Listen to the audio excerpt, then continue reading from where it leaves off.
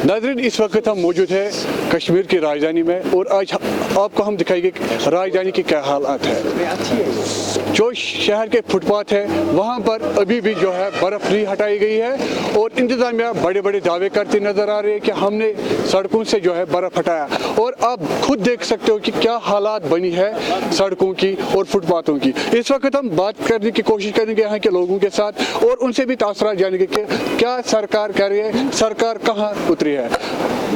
जी, आप अपना नाम बताएं और ये बताएं कि अभी जो हाल ही में बर्फबारी हुई तो फुटपाथों से बर्फ नहीं हटाएगी, तो इसके हवाले से क्या करें? जी, सबसे पहले बता दूं कि मेरा नाम शेख इमरान है और मैं भी श्रीनगर का रेजिडेंट हूं। इसमें कोई नई बात नहीं है, ये हर कोई जानता है कि इस साल की अगर बात करें, जो बड़े बड़े दावे किए गए थे in the beginning of this winter की हर एक चीज़ या हर एक मौसम से निपटने के लिए हम तैयार है। उस चीज़ के लिए जो सबसे बड़ा डिपार्टमेंट कंसर्न रहता है इन सब चीज़ों के लिए R&B, वो ऑन ग्राउंड जीरो पे पूरी तरीके से ऑलमोस्ट मैक्सिमम फेल देखने को मिले। सोशल मीडिया पे वो अपना काम करते हुए ज़्यादा नजर आए।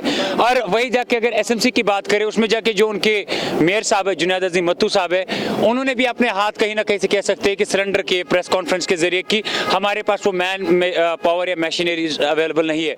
ये उनको तब सोचना चाहिए था जब इससे पहले उनके पास बहुत ज़्यादा वक्त था, तब उन्होंने ये सारी चीज़ें नहीं सोची। अभी देखिए ऑलमोस्ट 5 दिन पहले बर्फबारी हो गई, अभी भी देखिए जो उससे पहला फर्स्ट स्नोफॉल था वो बर्फ भी अभी सड़कों पे कहीं ना कहीं पे भी जो है मौजूद ही है। क्या आपको लगता है कि इस चीज़ के लिए जो है मशीनें होनी चाहिए, क्योंकि ये फुटपाथ का बर्फ है, क्या इस चीज़ के लिए मैन पावर की जरूरत है कि मशीनों की जरूरत है? देखिए, अगर आप पहले कह रहे हो कि इस चीज़ के लिए मशीनें होनी चाहिए, आप for your kind of information आपको बता दूं कि मशीनरी ऑलरेडी हमारे पास है जो ग्राउंड जीरो पे इंप्लीमेंट नहीं होते, काम नहीं करते। और दूसरी बात, जिस मैन पावर की आप बात कर रहे हैं, R&B के पास मैन पावर भी अवेलेबल है, SMC के पास मैन पावर भी अवेलेबल, भले ही कम है लेकिन अवेलेबल है। ये हार्ट ऑफ द सिटी, आप सोचिए heart of the city Lal Chowk की आप बात करें, लाल चौक में बर्फ अभी फुटपाथ पे मौजूद है, तो rest of the other country ये जो एरियाज है उनकी हालत क्या होगी, ये आप इस चीज से अंदाजा लगा सकते हैं। अगर main city heart of the city जो है इनके फुटपाथ अभी बर्फ से ढके हुए हैं, तो ये लाजिम सी बात है कि बाकी रेस्ट ऑफ अदर एरियाज जो होंगे वो भी बिल्कुल सेम ऐसे ही होंगे। और बाकी ये मैं क्लियरली बता दूं कि almost on the ground zero हम ये कह सकते हैं कि इस साल जो है एडमिनिस्ट्रेशन पूरी तरीके से फेल देखने को मिली लोगों को सहायता पहुंचाने में। ये देखिए लोगों का क्या कहना है, और भी यहाँ से लोग जुड़े हमारे साथ, इनके साथ भी बात करेंगे।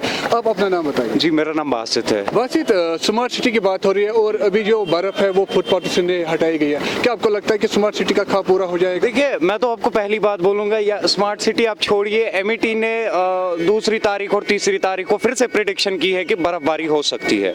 तो अब ये देखने को मिलेगा कि क्या इस बार एडमिनिस्ट्रेशन और इस बार फिर से प्रेस कॉन्फ्रेंसेस होंगी, इस बार फिर से क्या हाथ खड़े कर दिए जाएंगे, इस बार बेलचा लेके मुझे या मेरे पापा को फिर से रोड क्लियर करने के लिए जाना पड़ेगा।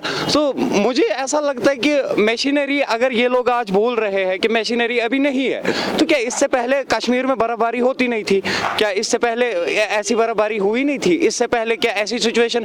हमारा ये चीज़ है कि जब SOS सिचुएशन क्रिएट होती है, हमारी एडमिनिस्ट्रेशन तब ही बाहर निकलती है कि भाई SOS सिचुएशन बन गई, अथवा नारविज क्रोल खनन, सो यही तो हो रहा है। This is the main thing. क्या ये मतलब मानते हो कि मतलब अब फिर से बर्फबारी होगी, ये जो बर्फ है ये नहीं उठाया जाएगा और इससे भी ज्यादा बर्फ यहाँ से जम जाएगी? जनाब, पिछली बर्फ तो अभी ऐसे ही है, अब जब नई गिरेगी तब पता चलेगा क्या पहले पुरानी उठाई जाएगी या फिर नई के साथ ये भी उठाई जाएगी। तो बिल भी निकाली जाएगी अब, क्योंकि बिल अब निकालनी पड़ेगी, क्योंकि रोड ये बताएगा हमने बहुत सारे यहाँ पर नफरी लगाई है इसको हटाने के लिए, तो बिल निकाली चाहिए। जी, मुझे लगता है सबसे पहली चीज तो मुझे और मेरे पापा को भी कोई बिल पास कर दो। मैंने और मेरे पापा ने भी फुटपाथ अपना और बाहर थोड़ा सा मोहल्ले का क्लियर किया था।